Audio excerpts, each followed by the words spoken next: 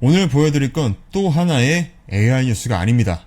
세상에서 가장 돈이 많고 가장 똑똑하다는 사람들이 지금 똑같은 그림 하나를 보고 있는데요. 세계 1%는 이미 베팅을 끝냈습니다. 가장 영향력 있는 AI 반도체 거물들이 약속이라도 한 듯 똑같은 미래를 짓고 있는데요. 그리고 이 흐름을 못 따라가는 기업은 망하는 게 아니라 소리 없이 밀려나는 중입니다. 젠슨 항이 최근 한국에 와서 AI 팩토리라는 말을 꺼냈어요. 한마디로 전기와 데이터를 넣으면 토큰이 나오는 공장인 거죠. 예전 데이터 센터가 데이터를 저장하고 서비스를 돌리는 창고였다면 AI 팩토리는 답변, 코드, 이미지, 의사결정을 끊임없이 찍어내는 공장인 거죠. 젠슨 항이 그린 청사진을 보면 라인이 이렇게 짜여져 있어요. GPU와 NPU가 연산을 돌리고 NVLink 같은 초고속 네트워크가 수만 개의 칩을 하나의 거대한 컴퓨터처럼 묶습니다. 그 위에서 학습과 추론이 일어나고 만들어진 지능은 차세대 통신망을 타고 산업 현장으로 흘러가는 거죠. 그리고 로봇과 자율주행이 그 지능을 현실에서 움직이고 제조, 물류, 금융, 의료가 그걸 사다 씁니다. 한 줄로 정리하면 공장에서 지능을 찍어 산업이 소비하는 구조인 거죠. 여기에 소버린 AI라는 전략이 붙는데요. 나라마다 자국 언어와 문화, 산업 데이터로 자기만의 AI 팩토리를 짓겠다는 겁니다. 칩 설계부터 데이터 센터, 네트워크, 모델, 운영 소프트웨어까지 엔비디아는 DSX AI 팩토리라는 플랫폼 위에 이 생태계를 통째로 깔려고 하는 거죠. 결국 AI 팩토리는 전기를 토큰으로 바꾸고 그 토큰을 다시 돈으로 바꾸는 새 시대의 생산 시설인 겁니다. 그런데 지금 이 시장에서 제일 큰 싸움은 이거죠. 이 어마어마한 투자가 거품이냐 진짜 수요냐인 건데 여기에 답할 수 있는 사람은 공급망 양 끝에 있어요. 칩을 설계하는 쪽과 그 칩을 만드는 쪽입니다. 설계 쪽엔 AMD의 리사 수가 있습니다. 엔비디아 라이벌인데도 2026년 초 CS 기조연설에서 지금이 10년짜리 슈퍼사이클의 시작이라고 얘기했어요. 만드는 쪽에는 TSMC의 CC웨이가 있죠. 엔비디아 GPU도 AMD 칩도 구글 TPU도 대부분 이 회사의 라인을 거칩니다. 그가 실적 발표에서 AI 수요가 진짜인지 나도 긴장된다라고 말하면서도 막상 보니 3개월 전 예상보다 수요가 더 강하다라고 얘기했습니다. 주주총회에서는 AI 칩 수요는 앞으로도 수년간 공급을 넘을 것이라고 못 박았기도 했고요. 설계하는 쪽과 만드는 쪽이 같은 방향을 본다는 게 이게 굉장히 중요한 포인트입니다. 이 공장이 이전의 모든 공장과 결정적으로 다른 점이 하나 있는데 자기 자신을 만들기 시작했다라는 거죠. 이게 무슨 소리인가 천천히 한번 보겠습니다. MIT 물리학자 맥스 태그마크가 2017년 책 라이프 3.0이라는 책에서 생명을 3단계로 나눴어요. 박테리아 같은 생명은 1.0인데 몸도 행동도 진화에 다 맡기죠. 그리고 인간 같은 생명은 2.0입니다. 몸은 타고나지만 지식과 문화라는 소프트웨어는 직접 바꾸죠. 그리고 생명 3.0은 소프트웨어뿐 아니라 자기 몸, 그러니까 하드웨어까지 스스로 설계하는 단계예요.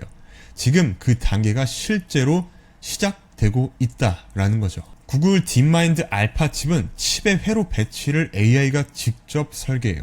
사람이 몇 주 걸리던 일을 몇 시간 만에 끝내버리고요. 이미 구글 자체에 그 칩이 쓰이고 있어요. 알트만은 2025년 6월 에세이에서 자기 회사 연구자들이 AI 덕에 두세 배 더 생산적이라며 이걸 재기적 자기 개선의 초기 단계라고 불렀어요. 그렇다고 속도가 끝없이 빨라진다고 단정할 수는 없습니다. CEO들의 낙관과 달리 연구자들 사이에선 다른 목소리도 나오고 있어요. 오픈 AI 공동 창업자이자 핵심 모델을 이끈 일리아 수츠케버는 회사를 떠나서 안전한 초지능 회사를 차렸습니다. 그는 우리가 아는 사전학습은 끝났다라면서 이렇게 말했어요. 데이터는 AI의 화석 연료다. 인터넷은 하나뿐이고 우리는 이미 그 정점에 도달했다라고 얘기를 했죠. 해법은 갈리는데 오픈 AI 노암 브라운은 모델이 답하기 전에 더 오래 생각하게 만드는 추론에서 길을 찾았고 카파시는 더 신중했어요. 쓸만한 자율 에이전트가 나오려면 에이전트의 해가 아니라 에이전트의 10년이 걸린다고 봤죠. 메타를 떠난 얀 루크는 더 멀리 봤는데 지금 언어 모델로는 사람 수준에 못 닿고 세계가 어떻게 돌아가는지 배우는 월드 모델이 필요하다고 주장을 하기도 했습니다. 다 전부 다 다른 길을 보고 있지만 공통점이 있어요. 어느 길로 가든 컴퓨팅이 더 필요하다라는 거죠. 노암 브라운이 든 증거가 굉장히 인상적인데 포커 AI 실험에서 봇이 20초만 더 생각하게 했더니 모델을 10만 배 더 키운 것과 같은 효과가 났다고 해요. 그리고 이 방식을 쓴 추론 모델은 수학 같은 시험 점수를 13%에서 83%로 끌어올렸죠. 더 오래 생각하게 한 것만으로도 굉장히 큰 성과를 냈다라는 예시입니다. 그래서 이 이야기는 자연스럽게 연료 문제로 넘어가게 되는데요. 이 공장을 돌리려면 무엇이 얼마나 드는가, 그리고 누가 그걸 쥐고 있는가 라는 거죠. 연료는 컴퓨트고요. 이제 컴퓨트는 부품이 아니라 자원이 됐습니다. 20세기에는 그게 석유였다면 지금은 컴퓨터라는 거죠. 한 시대가 가장 많은 돈을 쏟는 대상, 그게 바로 그 시대의 핵심 자원이고요. 그게 바로 컴퓨터라는 거죠. 알트만은 이 자원의 성격을 두 가지로 정리했어요. 하나는 AI 지능은 쓴 자원의 로그 값에 대략 비례한다. 두 번째로는 같은 수준의 AI에 쓰는 비용은 1년에 약 10배씩 떨어진다. 그러니까 무어의 법칙이 18개월에 2배였던 걸 생각하면 훨씬 빠른 거죠. 그래서 그는 지능의 비용이 결국 전기요금 수준으로 수렴할 것이라고 보고 있어요. 스파이스를 쥔 자가 우주를 쥐게 되는데요. 지금 그 스파이스 자리에 컴퓨터가 이미 들어와 있습니다. 스파이스가 유한의 뜻, 이 연료에도 바닥이 있습니다. 마이크로소프트의 나델라가 2025년 11월에 이렇게 얘기했어요. 지금 우리의 가장 큰 문제는 컴퓨터가 남아 도는 게 아니라 전력이다.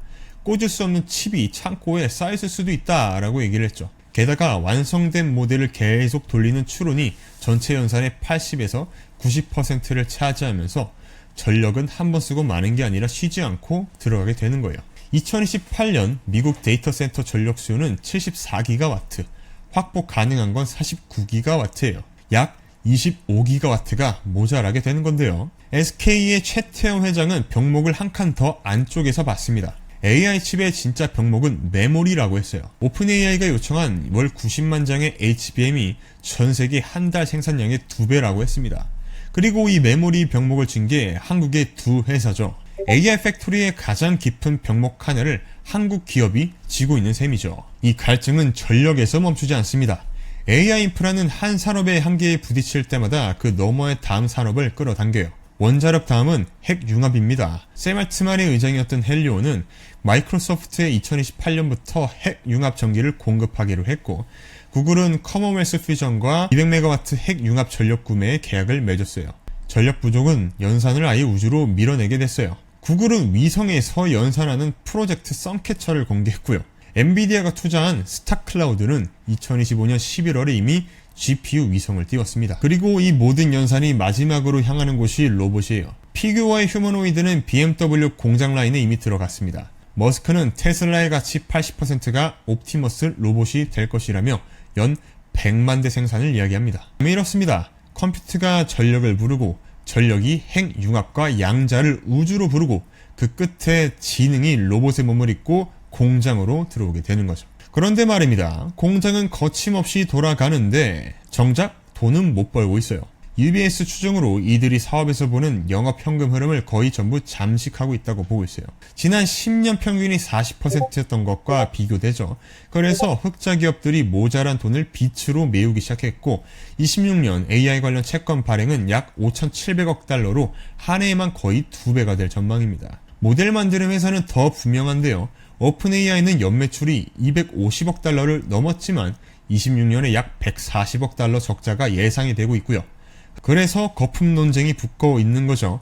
의심의 핵심은 돈이 한 바퀴 돌아 제자리로 돌아온다라는 구조예요. 오픈AI가 그 돈으로 오라클과 코어웨이브의 컴퓨터를 빌리고 그들이 다시 엔비디아 칩을 삽니다. 분석가들은 이렇게 서로 사주는 거래가 AI 공급망 전체에 약 8천억 달러 규모로 얽혀 있다고 보고 있습니다. 국제통화기금과 영란은행은 2025년 10월 AI 주식 밸류에이션이 25년 전 버블닷컴 수준에 근접했다고 함께 경고하기도 했습니다. 그런데 가장 서늘한 경고는 당사자 입에서 나왔어요. 내 매출이 1조 달러가 아니라 8천억 달러만 되어도 그만큼 컴퓨터를 사들였다면 지구상 어떤 힘도 내 파산을 막을 수가 없다라고 했어요. 시장 규모를 모른 채 데이터 센터에 단연 계약을 걸어야 하는 구조 자체가 위험하다라는 거죠. 물가를 두고도 정반대의 진단이 부딪힙니다. ARK 인베스트의 캐시우드는 AI가 학습 비용을 1년에 약 75%씩 떨어뜨려 물가를 낮춘다고 보고 있어요. 반대편 현실은 전기요금인데요. 25년 미국 전기요금은 6.9% 올라 전체 물가 상승률의 2배가 넘었어요. 새 기술에 자본이 물리고 거품이 터지고 그런데 인프라는 남는 패턴이죠. 1840년대 영국 철도 강풍 때 의회가 한 해만 263개 철도회사를 허가했어요. 1845년 철도 주가가 66%까지 빠지고 노선 3분의 1은 끝내 안 지어졌습니다. 그런데 그때 깔린 선로가 오늘날 영국 철도망의 절반이 넘는다라는 거죠. 가장 비슷한 건 닷컴 버블이죠. 2000년대 거품이 터졌을 때 광케이블의 85에서 95%가 묻힌 채 안 쓰였는데 그 위에 유튜브, 넷플릭스, 클라우드가 자란 것처럼요. 물론 AI가 과거와 다른 점도 있습니다. 투자 규모가 GDP에 차지하는 비중이 철도의 6%보다 작은 2에서 3%고 외부 차입이 아니라 빅테크 내부 현금이 주된 자금원이라 무너지기까지 문턱이 높습니다. 다만 소수기업에 쏠려있고 아직 수익성이 없고 위험이 점점 부채로 옮겨가는 건 과거 거품과 똑같이 닮아있어요. 거물들이 같은 공장을 짓고 있는다곤 했는데 그 공장의 심장인 칩을 엔비디아가 한 곳에서만 사고 싶어 하지는 않습니다. 그래서 다들 조용히 자기 칩을 만들고 있어요. 오픈 AI는 브로드컴과 100억 달러 규모 자체 칩을 10기가와트로 키우며 AGI를 향한 분기점이라고 불렀습니다. 구글은 TPU를, 아마존은 트레니움을, 마이크로소프트는 마이아, 메타는 MTIA를 이미 돌리고 있습니다. 메타는 약 6개월마다 새로운 칩을 내놓고 있고요. 이런 맞춤형 칩은요, ASIC 출하는 26년에는 44.6% 늘어 범용 GPU의 16.1%보다 거의 3배 빠르게 자랄 전망이에요. 엔비디아도 가만히 있지는 않습니다. 고객이 자체 칩으로 빠져나가는 걸 막으려고 칩이 아니라 그 둘레를 묶는 쪽으로 움직이고 있어요. 하나는 인터커넥트예요. 엠브링크 퓨전이라는 기술로 남이 만든 커스텀 칩까지 자기 연결망에 끌어들이는데 GPU 하나가 초당 1.8TB로 다른 칩과 대화합니다. 자체 칩을 만들어도 결국 엔비디아 연결망 위에서 돌게 되는 구조인 거죠. 다른 하나는 무선 통신인데 노키아에 10억 달러를 투자해 6기가 기지국에 AI 연선을 넣는 사업으로 발을 넓혔습니다. 칩 너머의 층까지 자기 플랫폼에 묶어 두려는 거죠. 그런데 이 공장에는 국적이 있습니다. 같은 공장을 따로 지으려는 미국과 중국이 칩 한 종류를 두고 부딪히는 거죠. 25년 1월 중국 스타트업 딥시크가 미국 최고 모델에 가까운 성능을 훨씬 적은 비용으로 냈다고 알려져 있죠. 그 충격으로 일주일도 안 돼 엔비디아 시가총액이 하루에 약 6천억 달러가 증발했습니다. 미국 정부는 이 경쟁을 국가 전략으로 끌어올렸어요. 트럼프 행정부가 2025년 7월에 내놓은 미국 AI 행동 계획에서 첫 문장으로 미국은 AI의 글로벌 지배를 달성하기 위한 경쟁 중이라고 못 박았습니다. 다만 그 안엔 모순이 있어요. 적당히 팔아 중국을 우리 기술에 묶어두자와 차단해서 아예 격차를 벌리자라는 게 지금 부딪히고 있어요. 실제 정책도 오락가락했습니다. 중국용 칩 H20은 25년 4월에 막혔다가 7월에 풀렸고요. 그는 미래를 둘러봅니다. 중국이 칩을 충분히 확보하면 미국과 중국이 각자 강력한 AI를 갖는 양극 세계와 그걸 못하게 되면 미국과 동맹만 가진 단극 세계로 보고 있죠. 그리고 중국의 첨단 칩을 파는 걸 두고요. 미국 AI를 통째로 사는 게 동맹의 입장료가 된 셈인 거죠. 세 나라를 겹쳐보면 AI 시대 주권의 새 얼굴이 드러나게 됩니다. 영토를 노리는 그린란드, 배제당한 이란, 그리고 종속되는 한국 이렇게 볼 수가 있죠. 결론은 주권은 포장이고 종속은 내용물이라는 겁니다.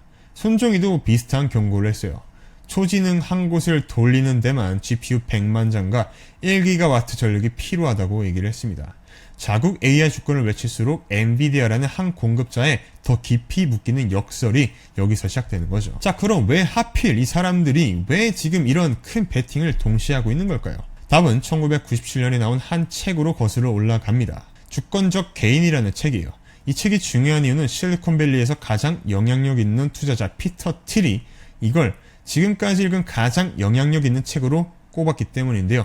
2020년 재판에 직접 서문까지 썼기 때문입니다. 책의 예언은 지금과 겹치는데요. 정보혁명이 국민국가를 약화시키고 국가 통제를 벗어나 소수의 인지 엘리트가 등장한다는 겁니다. 한 사람이 막대한 가치를 만드는 동안 옆 사람은 아무것도 못 만드는 극단적 양극화도, 국경 없이 거래되는 암호화폐도 이 책에는 적혀 있었어요. 처방은 탈출이었습니다. 국가 바깥에 기술로 새 공간을 만들려는 것이었죠. 그런데 25년 들어 흐름이 뒤집히게 돼요. 탈출을 말하던 사람들이 정치의 정점에 올랐습니다. 피터 틸이 후원한 JD 베스가 부통령이 됐고요. 페이팔 출신 데이비드 섹스가 백악관에서 AI 정책을 맡았습니다. 그 책의 설계도가 이번엔 탈출이 아니라 통치의 형태로 실현되고 있는 거죠. 기업이 국가급 권력을 쥐기 시작하면 세상은 어떤 모습일까요? 이것도 SF가 먼저 그렸어요. 사이버 펑크인데요.